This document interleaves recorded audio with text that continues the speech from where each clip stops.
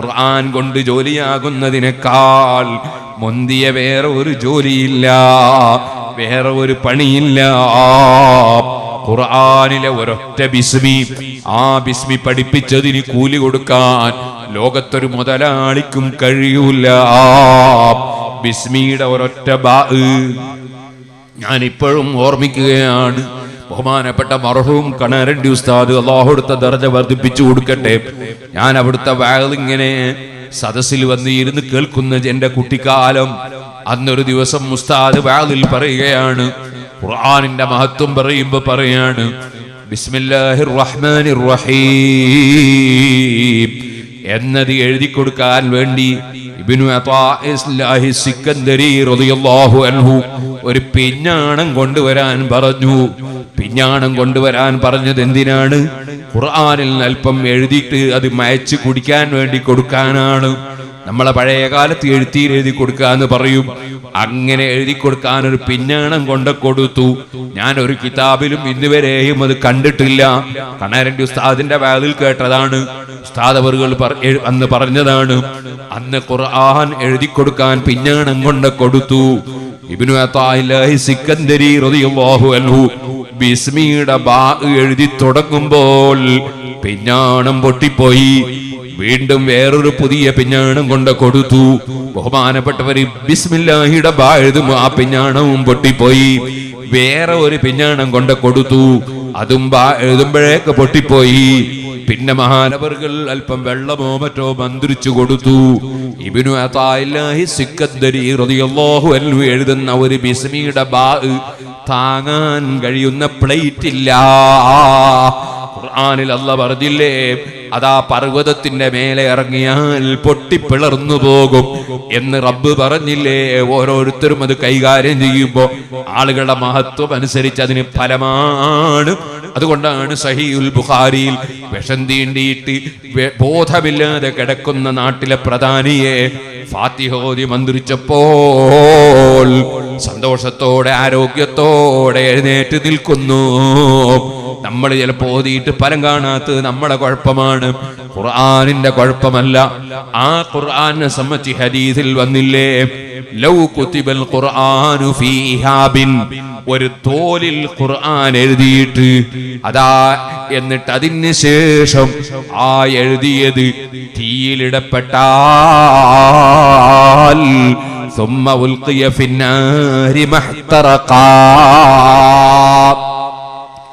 ആ തോല് കരിയൂല. ഖുർആൻ എഴുതപ്പെട്ട തോല് കരിയൂല. ഹദീസിൽ അങ്ങനെ കാണാം.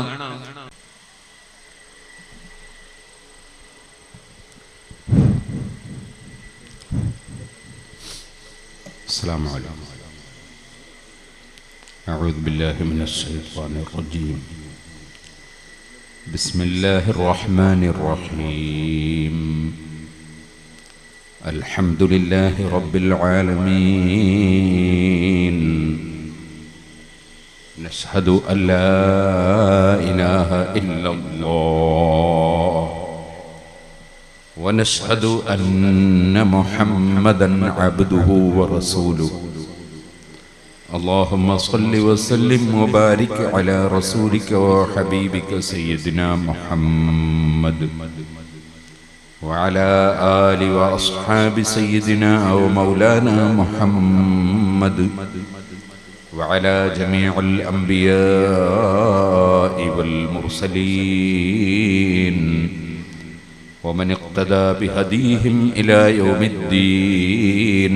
أما بعد، فأعوذ بالله من الشيطان الرجيم. بسم الله الرحمن الرحيم.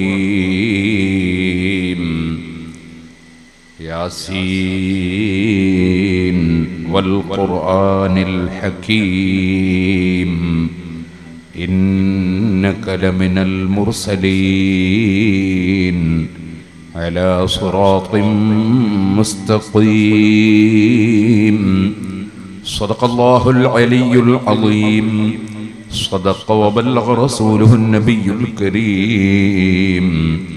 ونحن على ذلك من الشاهدين الشاكرين والحمد لله رب العالمين. دامت لدينا ففاقت كل معجزتي من النبيين إذ جاءت ولم تدمي. എല്ലാവരും എഴുന്നേറ്റ് സ്വലാത്ത് മൗലായ സല്ലി വസല്ലിം ദായിമൻ അബദാ അലാ ഹബീബിക ഖൈറിൽ ഖൽഖി കുല്ലിഹിം.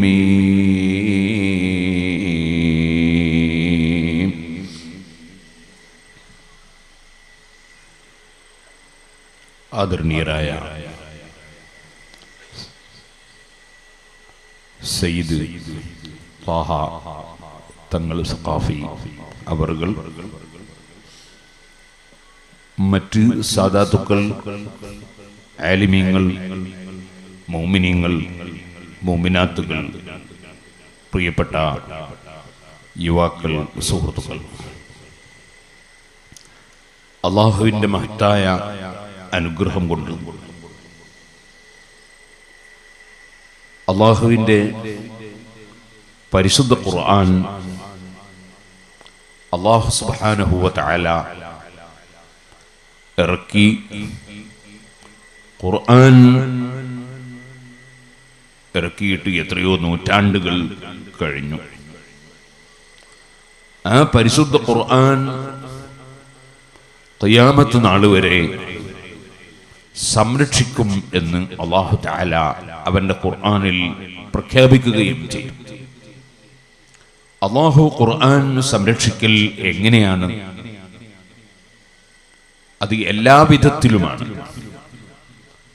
അതിൽ വളരെ പ്രധാനപ്പെട്ടതാണ് ഖുർആനിന്റെ ആശയം പരിപൂർണമായി ഖിയാമത്ത് നാൾ വരെ അല്ലാഹു തആല ഇവിടെ നിലനിർത്തും.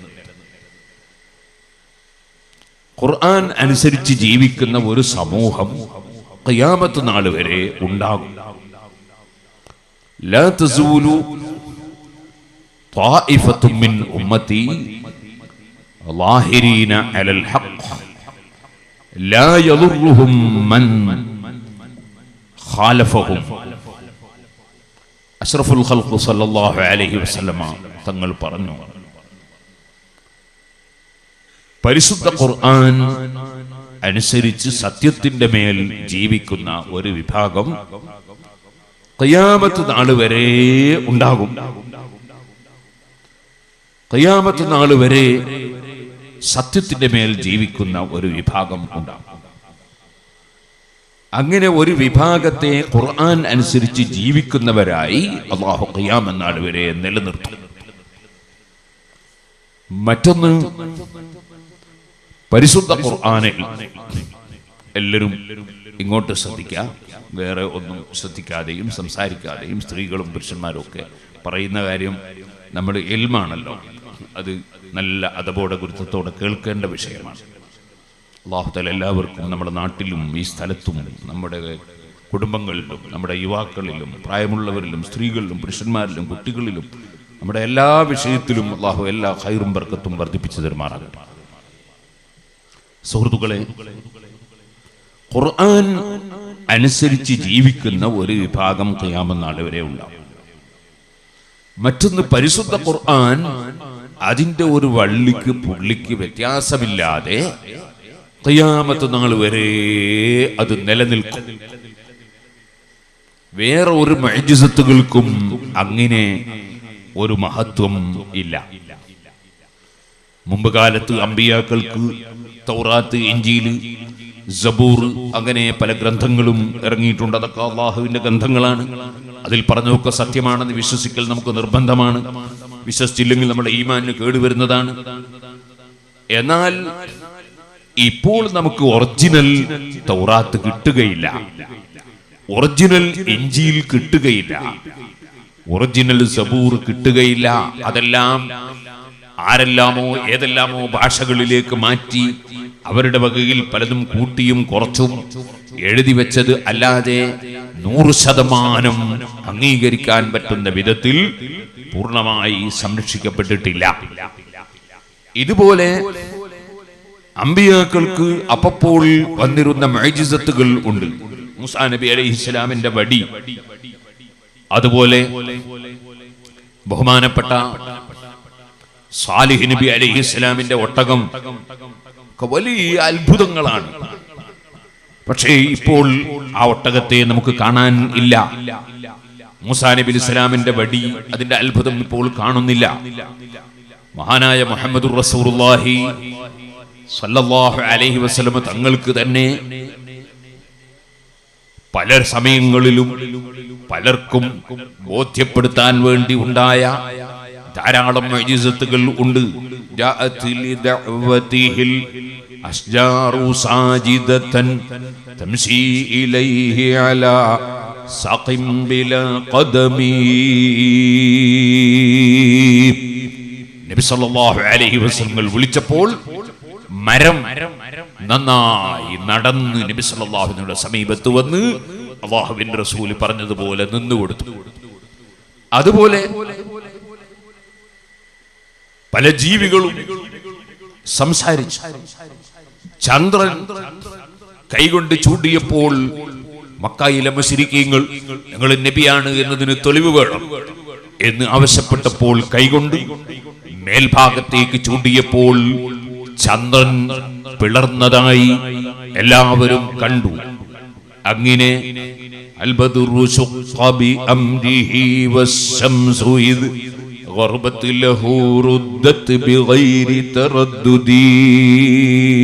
യാ റബ്ബി സ്വല്ലി അലൻ നബിയ്യി മുഹമ്മദി മുൻജിൽ ഖലായിഖി മിൻ ജഹന്നമ ഫീ ഗദീ. ചന്ദ്രനെ പിളർത്തി കാണിച്ചു കൊടുത്തു. സഹീഹുൽ ബുഖാരിയിൽ അത് കാണാം. അതൊന്നും ഇപ്പോൾ നമുക്ക് ഇവിടെ മുഅ്ജിസത്തായി മറ്റൊരാളെ വെല്ലുവിളിക്കാനോ വേറെ ഒരാൾക്ക് ബോധ്യപ്പെടുത്താനോ പറ്റുന്ന വിധത്തിൽ ഇല്ല. വെല്ലുവിളിക്കാൻ പറ്റുന്ന വിധത്തിൽ ഖിയാമത്ത് നാൾ വരെ നിലനിൽക്കുന്ന മുഅ്ജിസത്ത് അത് പരിശുദ്ധ ഖുർആൻ മാത്രമാണ്. അതാണ് ദാമത്തുൽ ലദൈന ഫഫാഖത് കുല്ല മുഅ്ജിസത്തിൻ മിനൻ നബിയ്യീന ഇദ് ജാഅത് വലം തദുമി എന്ന് ബുർദയിൽ ഇമാം ബൂസിരി റഹ്മത്തുള്ളാഹി അലൈഹി തങ്ങൾ പാടിയത് പരിശുദ്ധ ഖുർആൻ. അത് ഏത് കാലത്തും ഇന്നും ഖുർആനിന്റെ വെല്ലുവിളി ലോകത്ത് അന്തരീക്ഷത്തിൽ മുഴങ്ങുകയാണ്. ഇതുപോലെ ഒരു ഖുർആൻ അല്ലെങ്കിൽ ഈ ഖുർആനിലുള്ള ഒരു ചെറിയ സൂറത്തിന്റെ വലിപ്പത്തിലെങ്കിലുമുള്ള ഒരു സൂറത്ത് നിങ്ങൾക്ക് ആർക്കെങ്കിലും കൊണ്ടുവരാൻ കഴിയുമോ? ആ വെല്ലുവിളി ഇപ്പോഴും ഉയരുകയാണ്.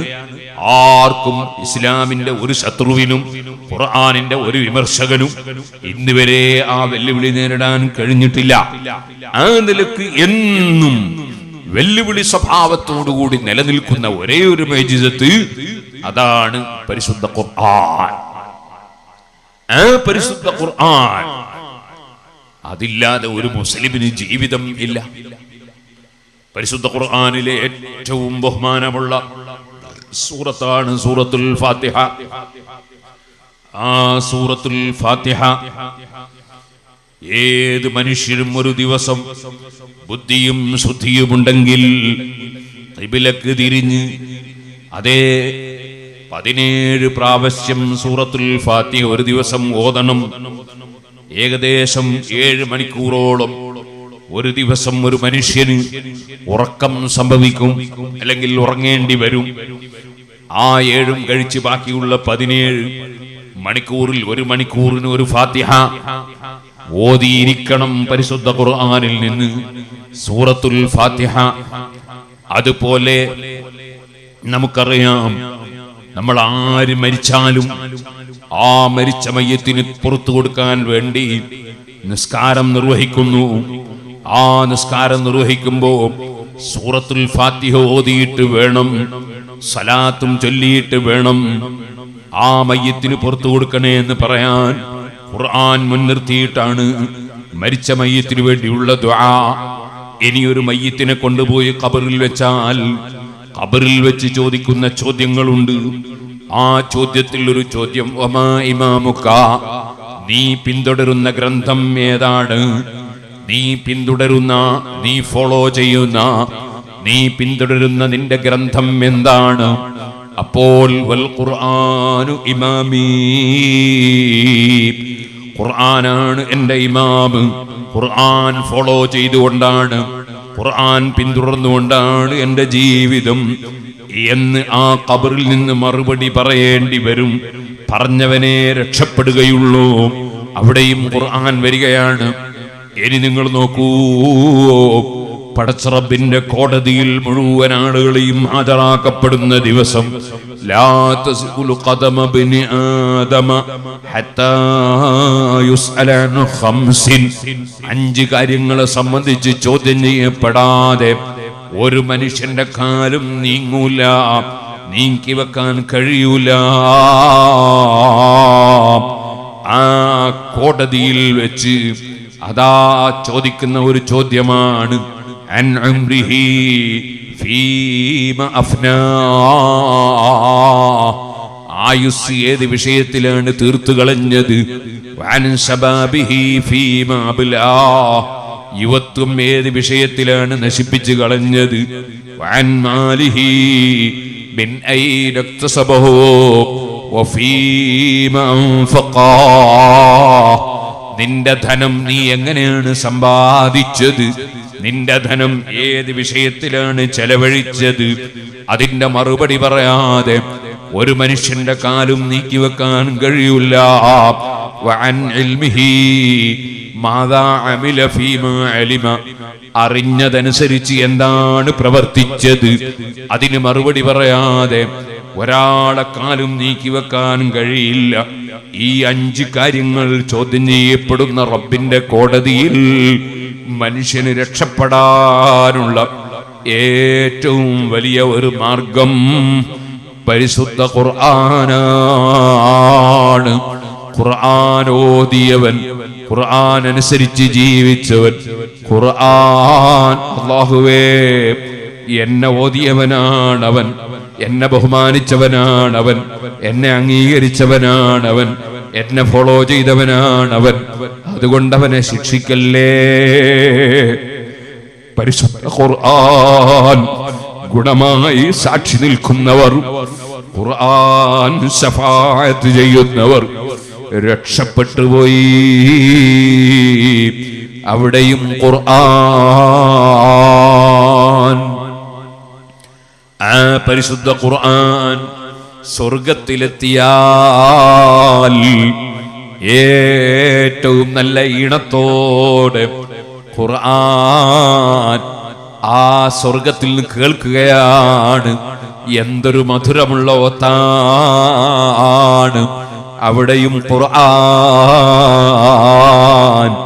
ഖുർആൻ അത് ഒരു മോമിനായ മനുഷ്യനെ സംബന്ധിച്ചിടത്തോളം അവൻ ഏറ്റവും ആദരിക്കുന്ന ഗ്രന്ഥം, അവൻ വല്ലാതെ ബഹുമാനിക്കുന്ന ഗ്രന്ഥം, അവന്റെ മനസ്സിലെ ഏറ്റവും പതിഞ്ഞ ഗ്രന്ഥം അതാണ് പരിശുദ്ധ ഖുർആൻ. ആ ഖുർആൻ വരുന്ന മാറ്റങ്ങളോ വരുത്തുന്ന മാറ്റങ്ങളോ, ലൗ അൻസൽനാ ഹാദൽ ഖുർആന അലാ ജബലിൻ ലറഅയ്തഹു ഖാശിഅൻ മുതസദ്ദിഅൻ മിൻ ഖശിയത്തില്ലാഹ്,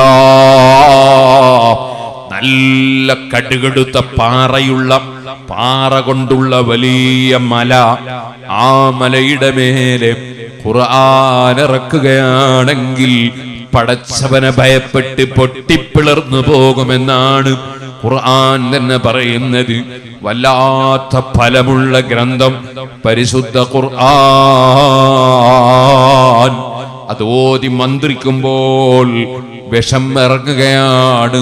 അങ്ങനെ ഇറങ്ങിയ വിഷമിറക്കിയ സഹാബത്ത് 30ഓളം ആടുകളെ അതാ കൂലി വാങ്ങുകയാണ്. അതിന് നബിതങ്ങൾ അംഗീകാരം കൊടുക്കുകയാണ്. ഇമാം ബുഖാരി അത് സഹീഹുൽ ബുഖാരിയിൽ റിപ്പോർട്ട് ചെയ്യുകയാണ്. എന്നിട്ട് റബ്ബിന്റെ ഹബീബായ നബിതങ്ങൾ പറഞ്ഞില്ലേ, അതേ അഹഖു മാ അഖൽതും അലൈഹി അജ്റൻ കിതാബുല്ലാഹ്, നിങ്ങൾക്ക് ഓതിയിട്ട് കൂലി വാങ്ങാൻ ഏറ്റവും പറ്റിയ സാധനം അത് റബ്ബിന്റെ കിതാബായ ഖുർആനാണ്. കാരണം ഖുർആൻ കൊണ്ട് ജോലിയാകുന്നതിനേക്കാൾ മുന്തിയ വേറെ ഒരു ജോലിയില്ല, വേറെ ഒരു പണിയില്ല. ഖുർആനിലെ ഒരൊറ്റ ബിസ്മി, ആ ബിസ്മി പഠിപ്പിച്ചതിന് കൂലി കൊടുക്കാൻ ലോകത്തൊരു മുതലാളിക്കും കഴിയൂല. ബിസ്മിയുടെ ഒരൊറ്റ ബാ ഞാൻ ഇപ്പോഴും ഓർമ്മിക്കുകയാണ്. ബഹുമാനപ്പെട്ട മർഹൂം കണാരണ്ടി ഉസ്താദ്, അല്ലാഹു അവിടുത്തെ ദർജ വർദ്ധിപ്പിച്ചു കൊടുക്കട്ടെ. ഞാൻ അവിടുത്തെ ഇങ്ങനെ സദസ്സിൽ വന്ന് ഇരുന്ന് കേൾക്കുന്ന എന്റെ കുട്ടിക്കാലം.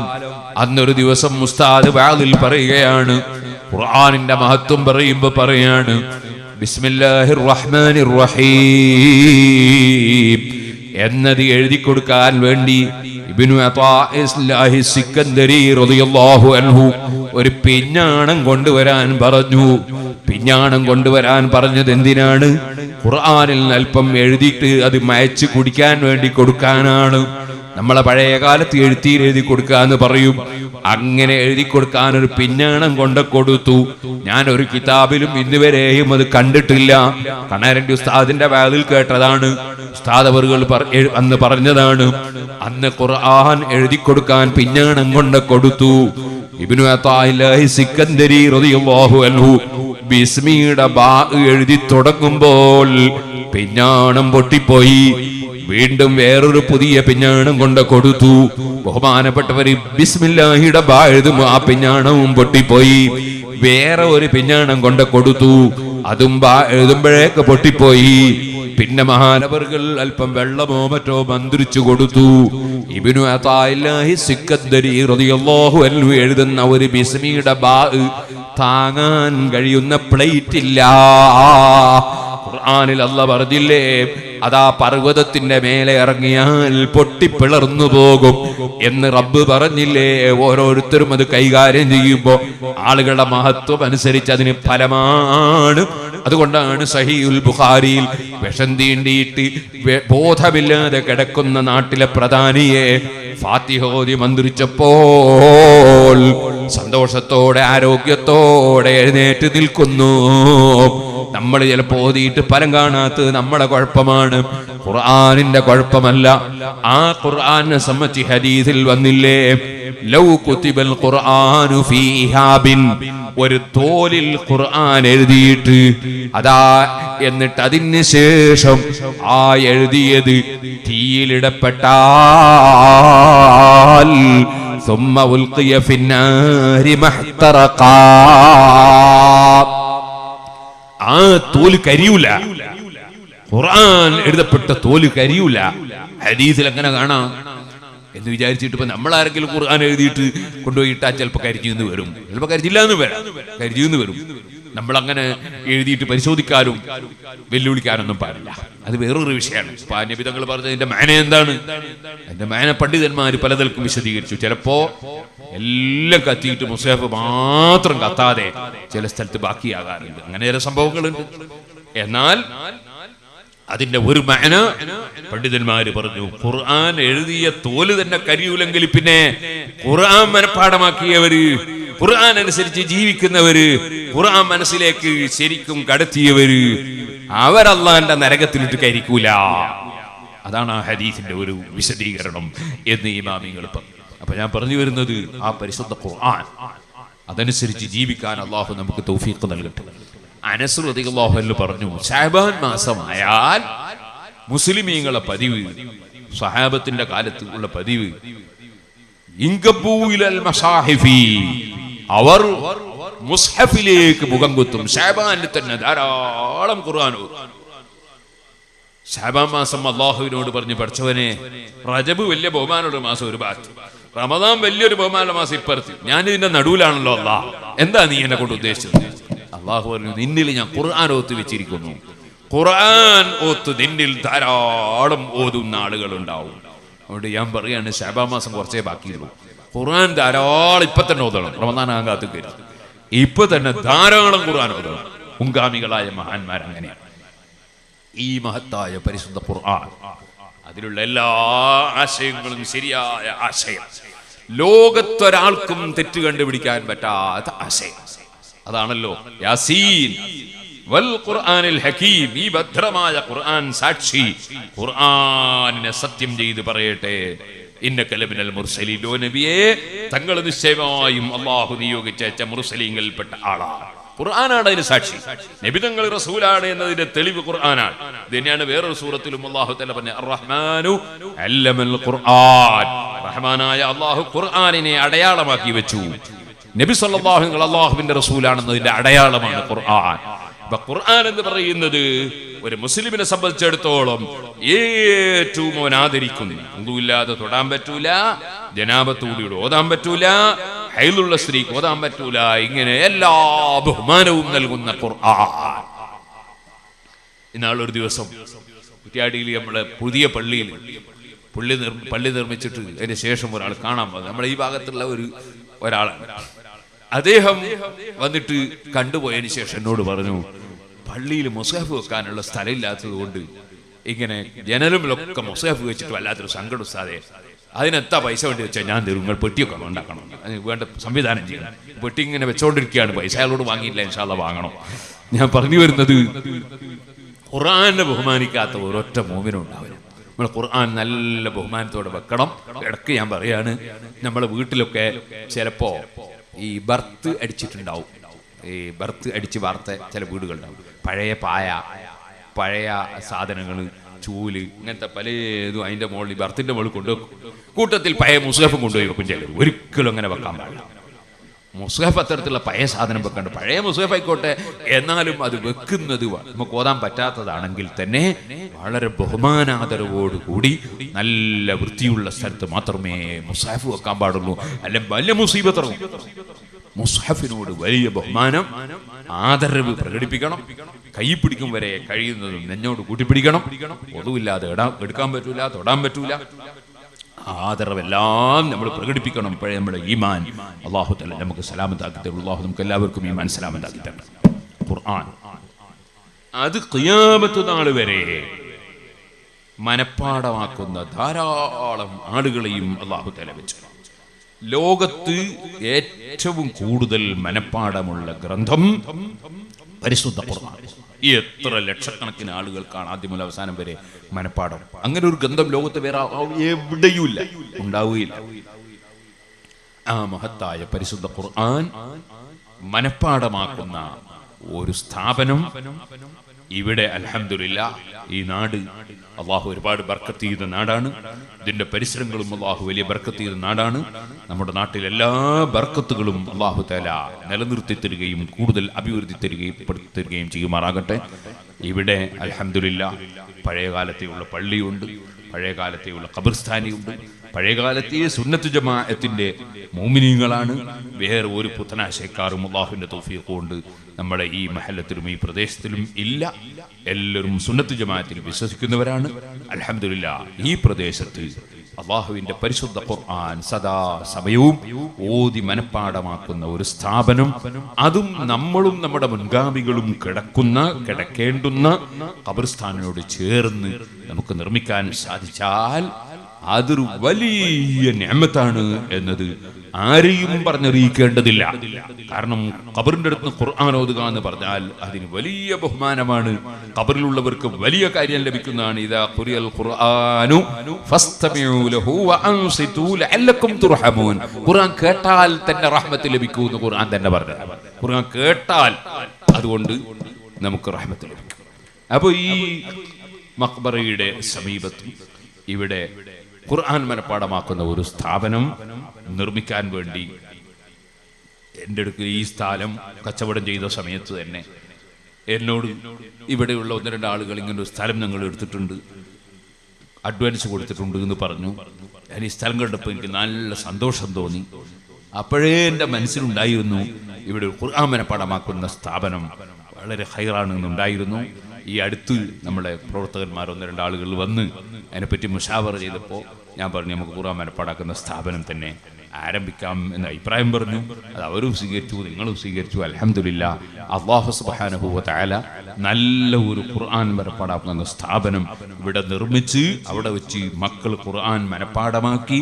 ആ മനപ്പാടമാക്കിയ മക്കൾ വിദേശത്തും നാട്ടിലും ഒക്കെ ഒരുപാട് പള്ളികളിൽ ഇമാമത്ത് നിന്ന് ഖുർആൻ 30 ഓതി തറാവീഹ് നിസ്കരിക്കുന്നതും അതുപോലെ ഖുർആൻ 30 ഓതി പഠിക്കുന്നതും പഠിപ്പിക്കുന്നതും ഒക്കെ കാണാൻ അല്ലാഹു തആല നമുക്കെല്ലാവർക്കും അല്ലാഹുവിന്റെ പൊരുത്തത്തിൽ ദീർഘായുസ്സും ആഫിയത്തും തൗഫീഖും ഹിമ്മത്തും വർദ്ധിപ്പിച്ചു തരുമാറാകട്ടെ. ഖുർആൻ ഗുണമായി സാക്ഷി നിൽക്കുന്ന മുഅ്മിനീങ്ങളിൽ അല്ലാഹു നമ്മെ എല്ലാവരെയും ഉൾപ്പെടുത്തി തരുമാറാകട്ടെ. ഖുർആൻ ധാരാളം ഓതാൻ വേണ്ടി എല്ലാവരും ശ്രമിക്കണം. ശഅബാനിൽ തന്നെ അത് ധാരാളം ഓതണം എന്നാണ് ഞാൻ നിങ്ങളെ സൂചിപ്പിച്ചത്. റമദാനിൽ പിന്നെ പറയണ്ട. ഇമാം ശാഫിഈ റളിയല്ലാഹു അൻഹു ദിവസേന ഓരോ ഖത്മ് ഖുർആൻ ആദ്യം മുതൽ അവസാനം വരെ ദിവസം ഓതലുണ്ടായിരുന്നു.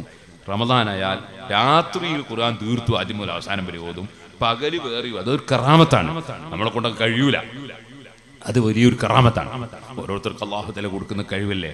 ഇന്ന് 3 കുട്ടികളെ എൻ്റെ അടുക്കൽ കൊണ്ടുവന്നു. നമ്മുടെ കുറ്റ്യാടിയിലെ കുലിയത്ത് തഹ്ഫീദുൽ ഖുർആൻ കോളേജിലെ ഉസ്താദുമാര്. അതിൽ 3 കുട്ടികൾക്ക് ഈ അടുത്ത് ഇവിടെ മുയ്പോത്തിനടുത്ത് ഒരു കേരളത്തിലുള്ള ഖുർആൻ മനപ്പാടാക്കുന്ന കോളേജിലെ കുട്ടികളെ വിളിച്ചൊരു മത്സരം ഉണ്ടായിരുന്നു. ആ മത്സരത്തിൽ 1ാം റാങ്ക് കിട്ടിയ, ഒന്നാമത്തെ ഫസ്റ്റ് കിട്ടിയ ആള്, തേർഡ് കിട്ടിയ ആൾ എന്നൊക്കെ പറഞ്ഞാൽ 3 കുട്ടികൾ കൊണ്ടു. അതിലൊരു കുട്ടി അൽഹംദുലില്ലാഹ്, ആ കുട്ടിക്ക് അല്ലാഹു തആല കൊടുത്തൊരു കഴിവ്. ആ കുട്ടി ചോടേന്ന് മേലോട്ട് ഓതും. ചോടേന്ന് മേലോട്ട് ഓതാന്ന് പറഞ്ഞാൽ എനിക്ക് മനസ്സിലായെന്നറിയില്ല. ഉദാഹരണത്തിന് വലദ്ദാലീൻ ഗൈറുൽ മഗ്ദൂബി അലൈഹിം സിറാത്തുൽ ലദീന അൻഅംത അലൈഹിം ഇഹ്ദിനസ് സിറാത്തുൽ മുസ്തഖീം. ഇങ്ങനെ ഫാത്തിഹ നമുക്ക് ഇങ്ങനെ അങ്ങോട്ട് ഓതാനാണ്. വേറെ ഒരൊറ്റ സൂറത്ത് അങ്ങനെ ഓതാനാവില്ല. ഫാത്തിഹ തന്നെ ചിലപ്പോൾ അങ്ങനെ ഓതുമ്പോൾ ഒന്നാലോചിക്കേണ്ടി വരും. എത്ര ഓതിയതാ ഫാത്തിഹ നമ്മൾ. ഈ കുട്ടി, ഞാൻ ഇന്നാൾ എന്നോട് ഉസ്താദുമാര് പറഞ്ഞു, ഈ കുട്ടി ചോടേത് മേലോട്ട് ഓതുന്നു. അപ്പോൾ ഞാൻ സൂറത്ത് യൂസുഫ് ഇപ്പോൾ ഈ ടെലിഫോണിൽ തന്നെ വേണമെന്ന് വെച്ചാൽ മുസൈഫ് ഇട്ടല്ലോ, എടുത്ത് കൈ പിടിച്ചിട്ട് ഓതാൻ പാടില്ല. കുട്ടി സൂറത്ത് യൂസുഫ് ഇങ്ങനെ അങ്ങോട്ട് മേലോട്ട് ഓരോ ആയത്തും ഇങ്ങനെ ഓതി. വലിയ സന്തോഷമായി. ഞാൻ സമ്മാനമൊക്കെ കൊടുത്ത് എന്നിട്ട് ഞാൻ പറഞ്ഞു, കുട്ടീനെ ഒന്നുകൂടി ഉഷാറാക്കിയിട്ട് നമുക്ക് രംഗത്ത് കൊണ്ടുവരാം. ഇപ്പം രംഗത്ത് കൊണ്ടുവരണം. കുട്ടി ഇപ്പോൾ പഠിക്കുന്നുണ്ട് അവിടെ. ഇന്നും എൻ്റെ അടുത്ത് വന്നിരുന്നു. അപ്പം ഞാൻ പറഞ്ഞത് അല്ലാഹു തആല ഓരോരുത്തർക്കും കൊടുക്കുന്ന കഴിവുകളാണ്. നമുക്കറിയില്ല എന്തൊക്കെ കഴിവാണ് ഓരോരുത്തർക്ക് അല്ലാഹു തആല കൊടുക്കുന്നതെന്ന് അറിയാം. അതേ സമയത്ത് എത്ര പഠിച്ചാലും തലയിൽ കയറാത്തവൻ അത് വേറെയും ഉണ്ടാവും. ഒക്കെ സ്വാഭാവികമാണ്. എല്ലാവരും അല്ലാഹു ഒരുപോലെ പഠിച്ചിട്ടില്ല. എല്ലാവർക്കും അല്ലാഹു ഒരു ഡ്യൂട്ടി തീരുമാനിച്ചിട്ടില്ല. അല്ലാഹു ഓരോരോ പണിക്ക് അങ്ങനെ ഏൽപ്പിച്ചു. ഇപ്പോൾ എല്ലാവരും ഇപ്പോൾ തന്നെ പറയാം, നമ്മൾ ഇവിടെ ഈ വളയത്തും കുറ്റിക്കാട്ടിലും കുറുവന്തേരിക്കുള്ള എല്ലാവരും മൊയിലാറായി എന്ന് ചോദിക്കുക. പിന്നെ എങ്ങനെ നമ്മൾ ഇതെല്ലാം ഉണ്ടാക്കുക? കുറേ കച്ചവടക്കാർ വേണ്ടേ, കുറേ ബിസിനസ്സുകാർ വേണ്ടേ, കുറേ കൃഷിക്കാർ. കുറെ ആരും കൃഷി ചെയ്യുന്നില്ല, എല്ലാവരും കച്ചവടക്കാരായി. പിന്നെ എങ്ങനെയാ നമ്മൾ ഇറങ്ങി കുടിക്കുക?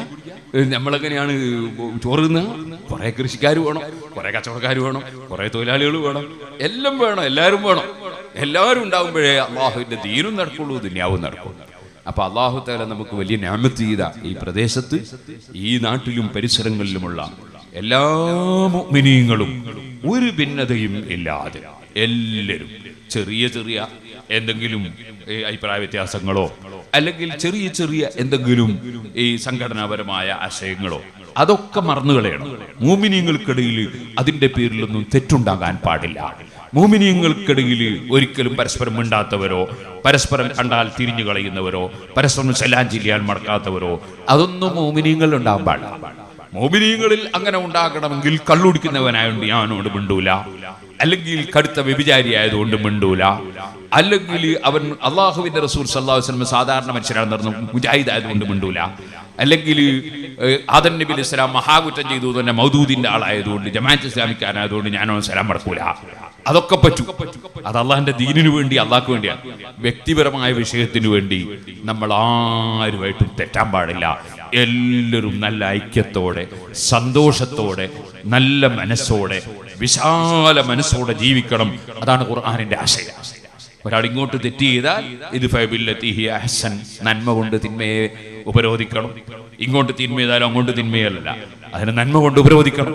അങ്ങനെ നല്ല മനസ്സോടുകൂടി എല്ലാവരും ഒത്തൊരുമിച്ച് ഈ മഹല്ലത്തിലും ഇതിന്റെ പരിസരങ്ങളിലുള്ള മഹല്ലുകളിലും ഒക്കെയുള്ള എല്ലാ മുഅ്മിനീങ്ങളും മുഅ്മിനാത്തുകളും ഒറ്റ മനസ്സോടുകൂടി ഇൻഷാ അല്ലാഹ് ഇവിടെ നമുക്ക് ഒരു കുല്ലിയത്തു തഹ്ഫീദുൽ ഖുർആൻ, ഖുർആൻ മനപ്പാഠമാക്കുന്ന ഒരു കോളേജ് ആരംഭിച്ച് അത് നമുക്കിവിടെ നടത്തി നല്ല സന്തോഷം നമുക്കും നമ്മുടെ മുൻഗാമികളായി ഖബറിൽ കിടക്കുന്നവർക്കും ഉണ്ടാകാൻ അള്ളാഹു തൗഫീഖ് നൽകുമാറാകട്ടെ.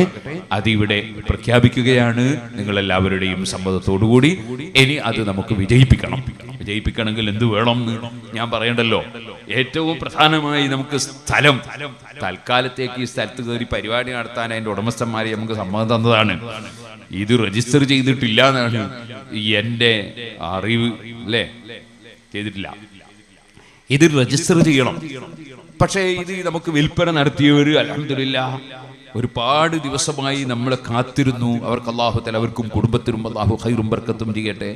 അവർക്ക് അവരുടെ മുൻഗാമികൾക്കും അല്ലാഹു തആല അത് ആഖിറത്തിൽ ഉപകരിക്കുന്ന ഒരു സഹകരണമായി അല്ലാഹു കബൂൽ ചെയ്യുമാറാകട്ടെ. അപ്പൊ നമ്മള് ഈ സ്ഥലം ഇത് രജിസ്റ്റർ ചെയ്യണം. ഫസ്റ്റ് ആദ്യം വേണ്ടത് അതാണ്.